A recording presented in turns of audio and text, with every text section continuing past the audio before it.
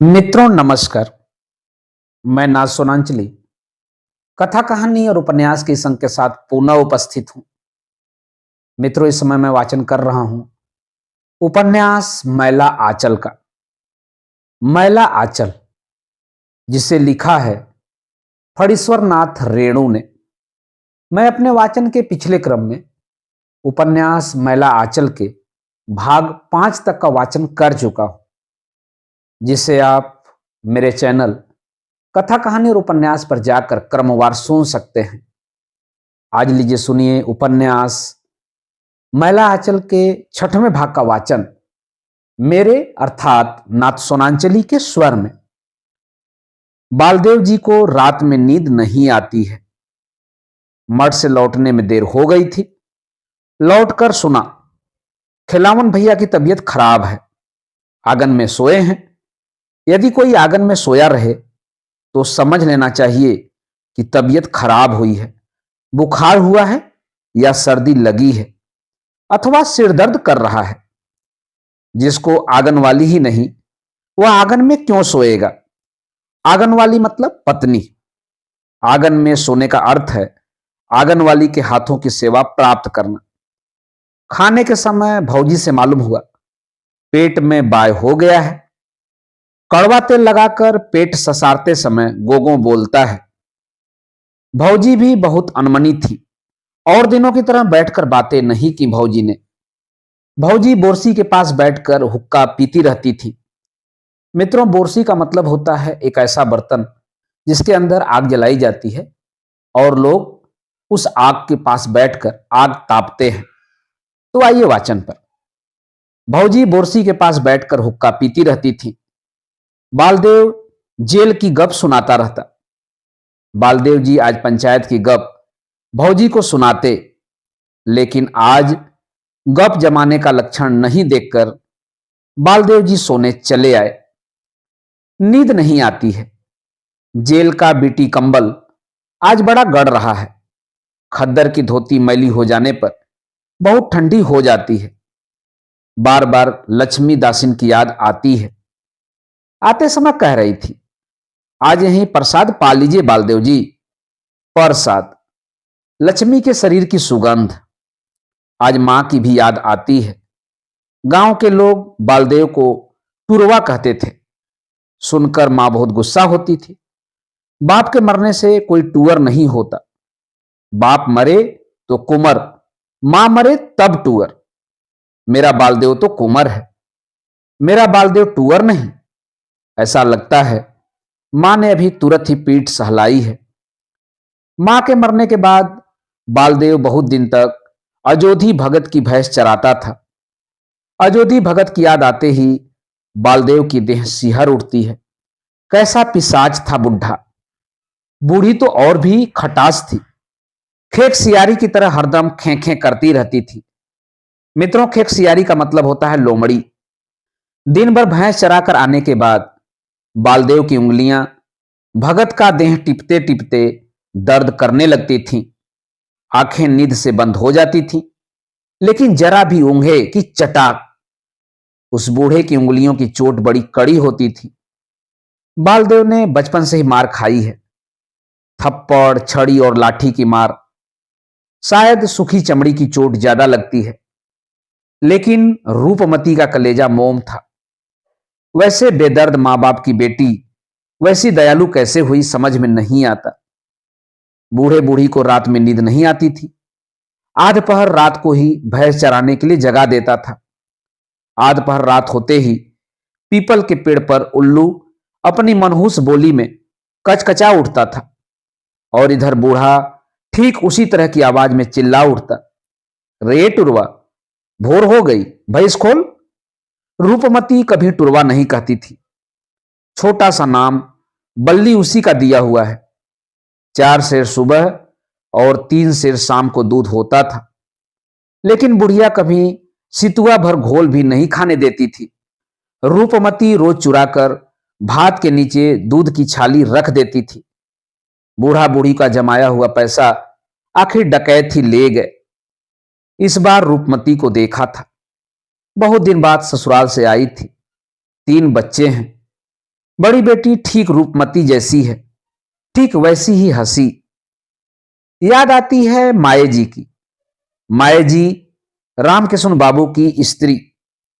पहले पहल सभा हुई थी चन्नन पट्टी में। सभा में रामकिशन बाबू, उनकी स्त्री, चौधरी जी और तिवारी जी आए थे। अलबत रूप था रामकिशन बाबू का। बड़ी बड़ी आंखें, भाखन देते थे जैसे बाघ गरजे। सुनते हैं जब वो वकालत करते थे तो बहस करने के समय पुरानी कचहरी की छत से पलस्तर झड़ने लगता था। क्या मजाल कि हाकिम उनके खिलाफ राय दे दें। लेकिन महात्मा जी का उपदेश सुनकर एक ही दिन में सब कुछ छोड़ छाड़ दिया। स्त्री के साथ गांव गांव घूमने लगे। माए जी के पांव की चमड़ी फट गई थी, लहू से पैर लथपथ हो गए थे। लाल उड़होल।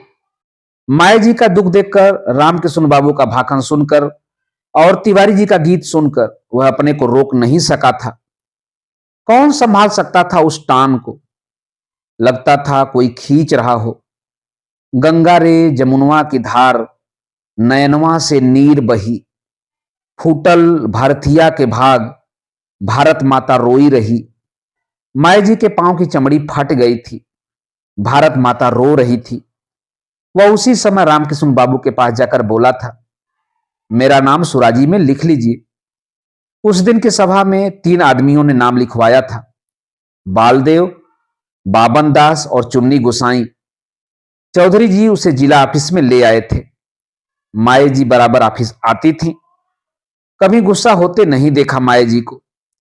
जब बोलती थी तो हंसकर। एक बार देहात से लौटते समय उसको बुखार हो गया था। देह जल रही थी, सिर फटा जा रहा था, कोई होश नहीं। रात में आंख खुली तो जी बड़ा हल्का मालूम हुआ। कैसे हो बालदेव भाई? कौन बामन? गर्दन उल्टा कर देखा। माए जी पास ही कुर्सी पर बैठी हुई हैं। कैसे हो बोलो? बुखार था तो देहात क्यों गया था? सो।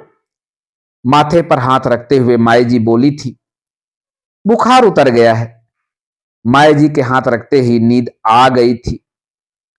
दूसरे दिन बावन दास ने कहा, माए जी को जैसे ही मालूम हुआ कि तुमको बुखार है, वैसे ही मुझे लेकर ऑफिस आई। जंतर लगाकर बुखार देखते ही चिल्लाने लगी, पानी लाओ, पंखा दो। उसी समय से माथे पर पानी की पट्टी देती रही, 12 बजे रात तक। भगवान भी कैसे हैं, अच्छे आदमी को ही अपने पास बुला लेते हैं। 2-3 साल के बाद ही रामकिशन बाबू एक ही दिन के बुखार में स्वर्गवास हो गए। हे भगवान, उस दिन माए जी की ओर कौन देख सकता था? देखने की हिम्मत नहीं होती थी। माए जी का उस दिन का रूप, गंगा रे जमुनवा की धार, नयनवा से नीर बही। फूटल भारतीया के भाग, भारत माता रोई रही। सचमुच सबों के भाग फूट गए। श्राद्ध के दिन से जिला ऑफिस का नाम हो गया रामकिशन आश्रम। श्राद्ध के दूसरे दिन ही माए जी काशी जी चली गईं। गाड़ी पर चढ़ने के समय पैर छूकर जब प्रणाम करने लगा था तो माए जी एकदम फूट फूट कर रो पड़ी थी, ठीक देहाती औरतों की तरह। बावन दास को माए जी ठाकुर कहती थी। हमार ठाकुर रे। धरती पर लौटते हुए बावन दास को उठाते हुए माए जी बोली थी, महात्मा जी पर भरोसा रखो, वह सब भला करेंगे। महात्मा जी का रास्ता कभी मत छोड़ना। पता नहीं माए जी कहां हैं। आंसू की गर्म बूंद बालदेव की बाह पर ढुलक कर गिरी। मां, रूपमती, माए जी और लक्ष्मी दासिन। माए जी जैसा ही लक्ष्मी भी भाखन देना जानती है, लक्ष्मी भाखन दे रही है। विशाल सभा, जहां तक नजर आती है आदमी ही आदमी दिखाई पड़ते हैं। बांस के घेरे को तोड़कर लोग मंच की ओर बढ़े आ रहे हैं। मंच पर बालदेव के बगल में लक्ष्मी बैठी हुई है। लक्ष्मी के भी पैर की चमड़ी फट गई है। मंच की सफेद चादर पर लहू की बूंदें टप टप गिर रही हैं। लक्ष्मी भाखन दे रही है। कौन? हरगौरी?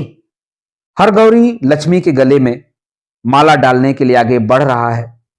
लक्ष्मी माला नहीं पहनती, माला लेकर बालदेव को पहना देती है। गेंदे के फूलों की माला, फूल से लक्ष्मी के शरीर की सुगंध निकलती है। भीड़ मंच की ओर बढ़ी जाती है। हरगौरी आगे बढ़ आया है, लक्ष्मी को पकड़ रहा है। बालदेव चिल्ला रहा है, लेकिन आवाज नहीं निकल रही है। लोग हल्ला कर रहे हैं। बहुत जोर लगाकर बालदेव चिल्लाता है, हरगौरी बाबू, गन्नी महात्मा की जय जय। बालदेव हड़बड़ाकर उठता है, आंखें मलते हुए बाहर निकल आता है। सवेरा हो गया है। गांव भर के नौजवानों को बटोरकर जुलूस बनाकर कालीचरण जय जयकार करता हुआ जा रहा है। वाह रे कालीचरण, बुद्धिमान है, बहादुर है और बुद्धिमान भी। यह पुलोग्राम कब बनाया था? पुलोग्राम मतलब प्रोग्राम।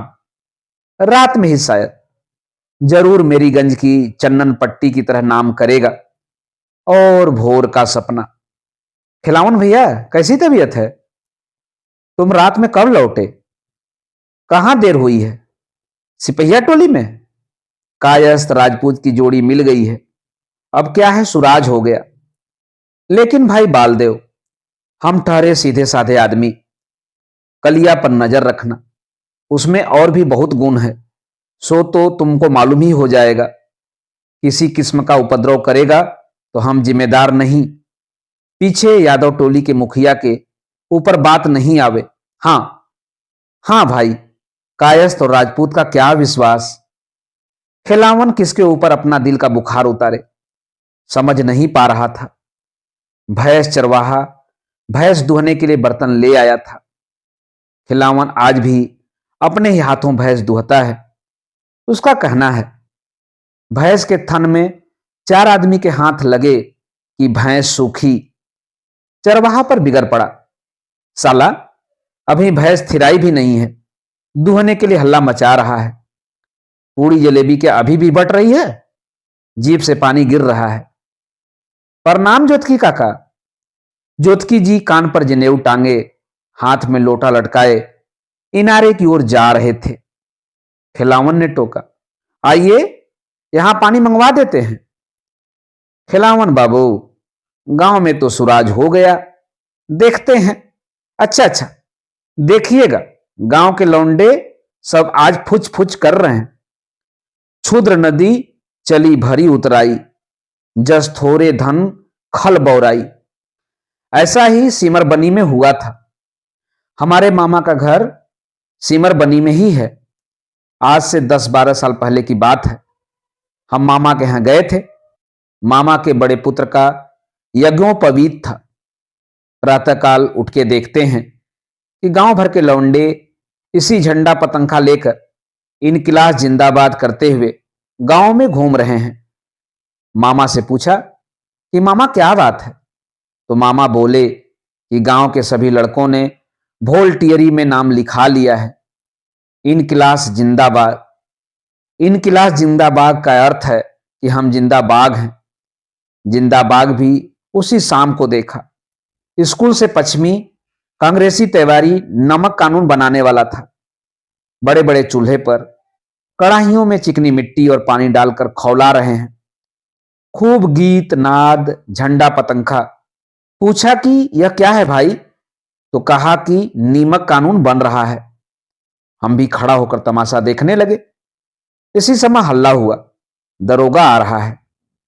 स्कूल के हाथा से एक टोपा वाला और 4-5 लाल पगड़ी वाला निकला।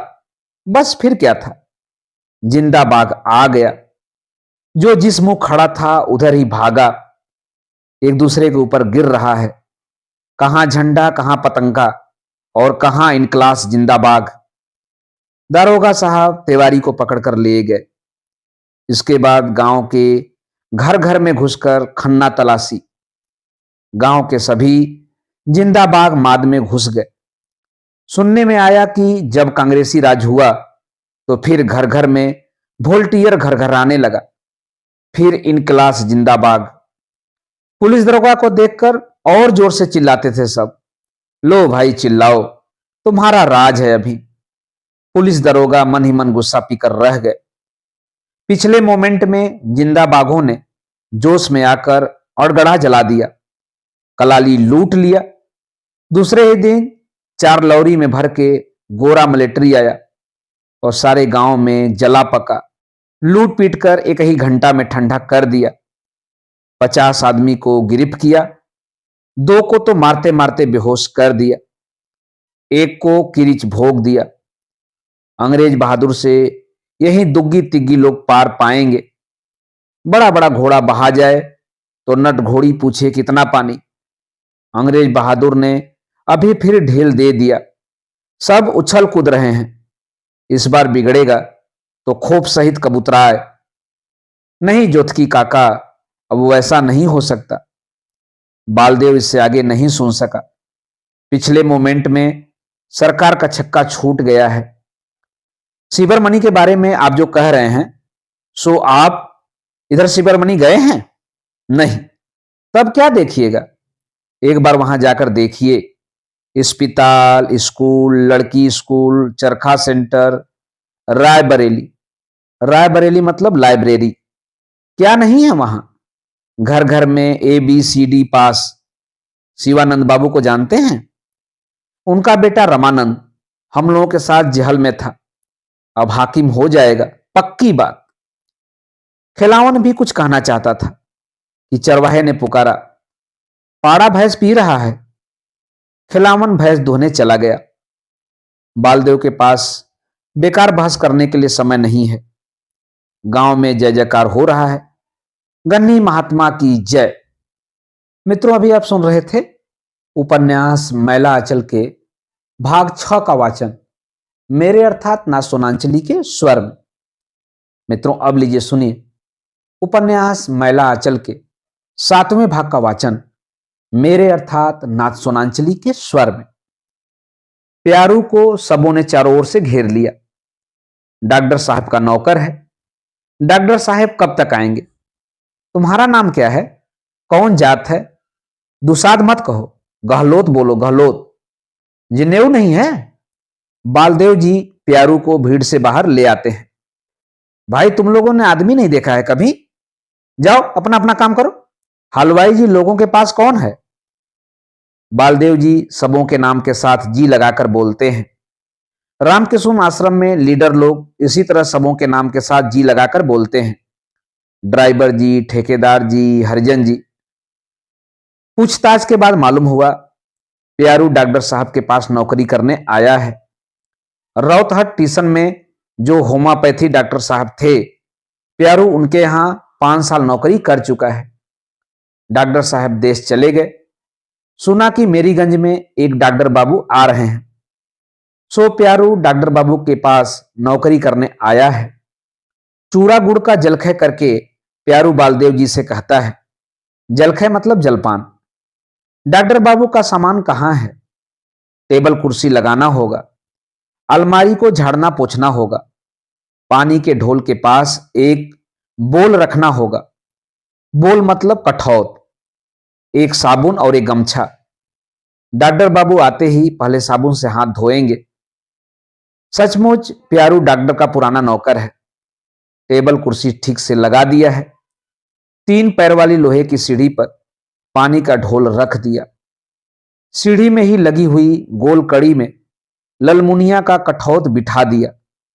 ललमुनिया मतलब एल्युमिनियम। ढोल में कल लगा हुआ है। कल टिपने से पानी गिरने लगता है। बक्से से गमछा निकालकर वहीं लटका दिया है। खसी बकरी की अतड़ी का भीतरी हिस्सा जैसा रोयादार होता है, वैसा ही गमछा है। साबुन? साबुन नहीं है। अरे, कपड़ा धोने वाला साबुन नहीं, गमकौआ साबुन चाहिए। भगत की दुकान में गमकौआ साबुन कहां से आवेगा? कटिहार में मिलता है। तहसीलदार साहब की बेटी कमली जब गमकौआ साबुन से नहाने लगती है तो सारा गांव गमगम करने लगता है। तहसीलदार साहब कहते हैं, कमली दीदी से साबुन मांगकर ला दो। सचमुच प्यारू पुराना डगडरी नौकर है। बड़े मौके से वह आ गया, नहीं तो इतना इंतजाम कौन करता। बेला झुक गया है, अब डॉक्टर बाबू भी आ जाएंगे। तहसीलदार साहब कहते हैं, भुरकुआ उगने से पहले ही बैलगाड़ियों को रवाना कर दिया है। साथ में गया है अगमू चौकीदार। सारा गांव महक रहा है। मेले में ठीक ऐसी ही महक रहती है। तहसीलदार साहब के गुहाल में हलवाई लोग सुबह से ही पूड़ी जलेबी बना रहे हैं। पूड़ी बनाकर ढेर लगा दिया है। गांव के बच्चे सुबह से ही जमा हैं। राजपूत और कायस्थों के बच्चे दूसरे टोले के बच्चों को उधर नहीं जाने देते हैं। भागो, छू जाएगा। सिंह जी खुद जाकर खिलावन सिंह यादव को पकड़ लाते हैं। तहसीलदार, देखो, इसके पेट में बाय उखड़ गया है। भोज खाने से पहले ही अन्न सर्जी हो गई है। अरे भाई, औरतों की तरह रूठने से क्या फायदा? तुम ही कहो तहसीलदार, हम ठीक कहते हैं या नहीं? लड़ो झगड़ो और फिर गले मिलो, यह रूठने का क्या माने? हमको तो बालदेव से मालूम हुआ। जाकर देखो तो, कागसु भुंडी इनके कान में मंत्र पढ़ रहा है। ए बालदेव, सुनो, डॉक्टर साहब आए तो पहले इसी का इलाज कराओ। कहना कि 8वां महीना है। राम कृपाल भाई, लड़कों के सामने भी आप दिलगी करते हैं। अच्छा हाथ छोड़िए, सब कोई तो है ही, सिर्फ हमारे नहीं रहने से कौन काम हरज हो रहा था? सिंह जी मजेदार आदमी हैं, सुबह से ही सबों को हंसा रहे हैं। खिलावन यादव रूठे थे, उसको भी पकड़ लाए। जोतकी जी नहीं आए, बोले दांत में दर्द है। सिंह जी कहते हैं, पता नहीं उनके पेट के दांत में दर्द है शायद। सुनते हैं आजकल डॉक्टर लोग पत्थर का नकली दांत लगा देते हैं। डॉक्टर साहब से कहकर जोतकी जी का दांत बनवा दो। अजी सभागाछी में लड़की वाले दांत को हिला डुला कर देखते हैं थोड़ो। सभागाछी मतलब विवाहार्थी मैथिलियों का मेला। डॉक्टर साहब आ रहे हैं। आ रहे हैं कहां? पछियारी टोला के पास 5 बैलगाड़ियां आ रही हैं। अगमू चौकीदार आगे आगे दौड़ता हुआ आ रहा है। डॉक्टर साहब टोपा पहने हुए हैं। अगमू आ गया। कंधे पर क्या है, बक्सा? कामकाज छोड़कर सभी जमा हो गए। डॉक्टर साहब आ रहे हैं। हट जाइए, अगमू कहता है। डॉक्टर साहब बोले हैं, इंतजाम से रखना, ठेस ना लगे, बेतार का खबर है। बालदेव जी कहते हैं, रेडी है या रेडा? मित्रों, रेडी का मतलब रेडियो। अब सुनिएगा रोज बॉम्बे कलकत्ता का गाना, महात्मा जी का खबर, पटुआ का भाव, सब आएगा इसमें। तार में ठेस लगते ही गुस्सा कर बोलेगा, बेकूफ। बिना मुंह धोए पास में बैठते ही तुरंत कहेगा, क्या आपने आज मुंह नहीं धोया है? जुलुम्बा। डॉक्टर साहेब, सभी हाथ जोड़कर खड़े हैं। डॉक्टर साहब भी हंसते हुए हाथ जोड़ते हैं। बालदेव जी जय हिंद कहते हैं। देखा देखी कालिया भी आजकल जय हिंद कहता है। प्यारू श्यामियाने में कुर्सी लाकर रखता है। डॉक्टर साहब के हाथ से टोप ले लेता है। डॉक्टर साहब के चेहरे का रंग एकदम लाल है, लाल टेस। मोछ नहीं है क्या? नहीं, मोछ सफा चटकट आए हैं। बालदेव जी हाथ जोड़कर पूछते हैं, रास्ते में कहीं तकलीफ तो नहीं हुई? सब तैयार है, भोजन कर लिया जाए। इनका नाम विश्वनाथ प्रसाद है, राजपार बग्गा के तहसीलदार हैं। इनका नाम राम कृपाल सिंह है, सिपह राजपूत टोली के मालिक हैं। इनका नाम खिलावन सिंह यादव है, यादव छत्री टोले के मंडर हैं। इनका नाम कालीचरण है, बड़ा बहादुर नौजवान है। और ये लोग स्कूलिया हैं। आइए बाबू साहब, आप लोग डॉक्टर साहब से बतियाइए। इस गांव के महंत साहब ने अस्पताल होने की खुशी में गांव वालों को आज भंडारा दिया है। डॉक्टर साहब हाथ जोड़कर सबों को फिर नमस्कार करते हैं। कहते हैं, हम अभी नहीं खाएंगे, सबको खिलाइए। सचमुच प्यारू पुराना नौकर है। देखो, डॉक्टर बाबू ने सबसे पहले साबुन से हाथ धोया। मठ से महंत साहेब, कोठारीन, लक्ष्मीदासीन, रामदास और 2 मूर्ति आए हैं। महंत साहब की बैलगाड़ी के आगे एक साधु तुरही फूकता हुआ आ रहा है। धू तू तू तू तू, धू तू तू तू। और तुरही की आवाज सुनते ही गांव के कुत्ते दल बांधकर भौंकना शुरू कर देते हैं। छोटे छोटे नवजात पिल्ले तो भौंकते भौंकते परेशान हैं। नया नया भौंकना सीखा है ना। सबसे पहले काली थान में पूड़ी चढ़ाई जाती है। इसके बाद कोठी के जंगल की ओर 2 पूड़ियां फेंक दी जाती हैं, जंगल के देव देवी और भूत पिशाच के लिए। इसके बाद साधु और बाभन भोजन। बालदेव जी ने बहुत कहा, लेकिन डॉक्टर साहब नहीं माने। प्यारू ठीक कहता था। डॉक्टर लोग हलवाई की बनाई हुई पूरी जलेबी नहीं खाते हैं। कल के चूल्हे पर प्यारू डॉक्टर बाबू के लिए भात बना रहा है। जल्दी से बीजे बीजे अर्थात खाना पीना। जल्दी से बीजे खत्म हो तो बेतार के खबर का गाना सुने। क्या आज गाना नहीं होगा? हाँ भाई, कल कब्जा की बात है, इतना जल्दी कैसे होगा? फिर कटिहार जंक्शन में रेलगाड़ियों और मिलों का अभी इतना शोरगुल होता होगा कि यहां तक खबर आ भी नहीं सकेगी। बिछे बिछे हर टोले के लोग अलग अलग पंगत में बैठे। अपने अपने बगल में एक फाजिल पत्ता लगा देना भाई। अपने अपने घर की जनाना लोगों के लिए कम बेश नहीं। गुआ टोली के रौदी बूढ़ा को सभी मिलकर चिढ़ा रहे हैं। रौदी गोप गांव गांव में घूमकर दही बेचता है। उसकी चाल चलन, उसकी बोली बानी सब कुछ औरतों जैसी है।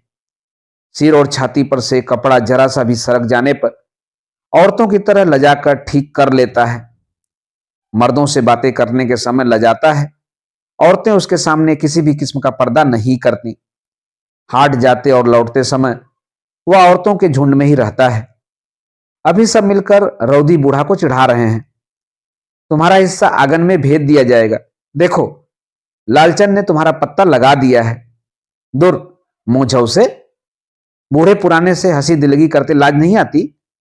हम पूछते हैं तुम लोगों से कि तुम लोग अपनी बूढ़ी दादी और नानी से भी इसी तरह हंसी मस्करी करते हो? इस गांव के लौंडे छोड़े बिगड़ गए हैं और सारा दो किसी सिंहवा का है। जहां बूढ़े ही बदचाल हों तो लौंडों का क्या हाल? हम कह देते हैं। हाँ, सुन रखो।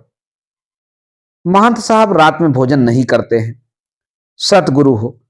डॉक्टर साहेब, आपको कितना मुसहरा मिला है? 200? हाँ, यहां ऊपरी आमदनी भी होगी। असल आमदनी तो ऊपरी आमदनी है। बहुत अच्छा, बहुत अच्छा हुआ।